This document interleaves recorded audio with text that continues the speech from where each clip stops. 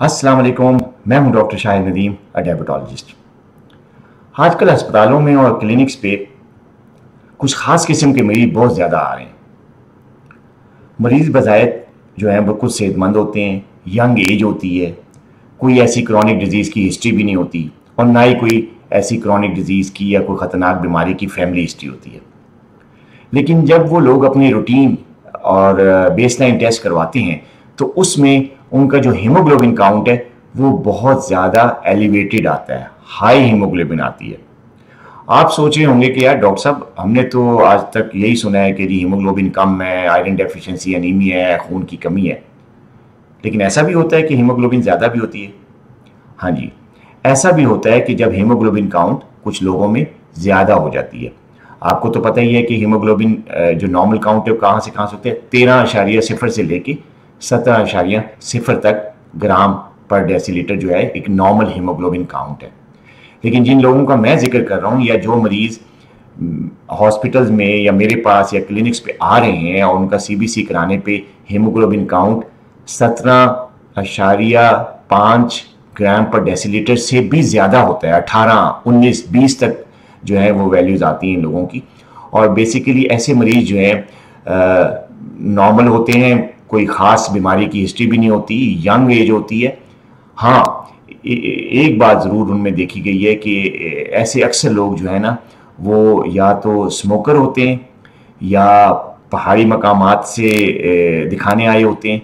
ऐसे लोगों का हीमोग्लोबिन काउंट कुछ ज़्यादा होता है। ऐसे लोगों में जो सिम्टम्स देखा गया है, जो वो आते हैं जो कंप्लेन कर रहे होते हैं ये डॉक्टर्स के पास आकर कि जी हमारा सर बहुत दर्द कर रहा है, हमें शाम 3-4 बजे के बाद थकावट महसूस होनी शुरू होती है, अगर हम काम देर से भी शुरू करें, नींद पूरी भी करें, फिर भी हमें 3-4-5 बजे के करीब जाकर थकावट शुरू हो जाती है और हमारे सर में दर्द शुरू हो जाता है और कई लोग चक्कर आने की भी शिकायत करते हैं। इनमें से कई लोग जो हैं उनको रातों को ठंडे पसीने भी आते हैं। तो ये कुछ अलामात हैं जो कि हीमोग्लोबिन काउंट नॉर्मल काउंट से ज़्यादा होने की सूरत में इंसान को दरपेश होती हैं। तो ऐसी बीमारी जिसका हीमोग्लोबिन काउंट बढ़ जाता है उसको हम मेडिकल लैंग्वेज में पॉलीसाइथेमिया वेरा कहते हैं। इस बीमारी में जो है वो हीमोग्लोबिन काउंट जो है वो नॉर्मल से एलिवेटेड होता है और जो वजूहात होती हैं नॉर्मल हीमोग्लोबिन काउंट को बढ़ जाने की, उसमें स्मोकिंग की वजह से ये बढ़ता है और वो लोग जो पहाड़ी मकामात पे हाई एल्टीट्यूड पे रहते हैं उनमें ये बढ़ता है, या ऐसे लोग जो कि किसी क्रॉनिक डिजीज़ का शिकार होते हैं उनमें भी कभी कभी ज़्यादा जो है हीमोग्लोबिन काउंट आ जाता है। अब आप कहेंगे कि इस बीमारी का इलाज क्या है। इस बीमारी का इलाज जो है वो ये है कि अगर स्मोकिंग की वजह से है तो आप स्मोकिंग क्विट करें। वैसे भी स्मोकिंग एक बड़ी ख़तरनाक किस्म की आदत है और उससे इस बीमारी के अलावा भी कई और बीमारियां हो सकती हैं जिसमें कैंसर तक शामिल है। तो लिहाजा आप स्मोकर हैं और आपका हीमोग्लोबिन काउंट ज़्यादा आ रहा है तो आप फ़ौरन स्मोकिंग को तर्क करें। इसके अलावा जिन लोगों का हीमोग्लोबिन काउंट ज़्यादा होता है उनको रेड मीट जो है, गोश्त जो है, उसमें क्योंकि आयरन कंटेंट ज़्यादा होता है तो उसको अवॉइड करना चाहिए।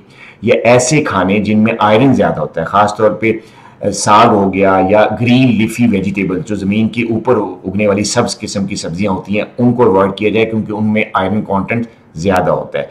तो ऐसी सब्जियों को और बड़े गोश्त को और छोटे गोश्त से परहेज़ करने से हीमोग्लोबिन काउंट कम हो सकती है।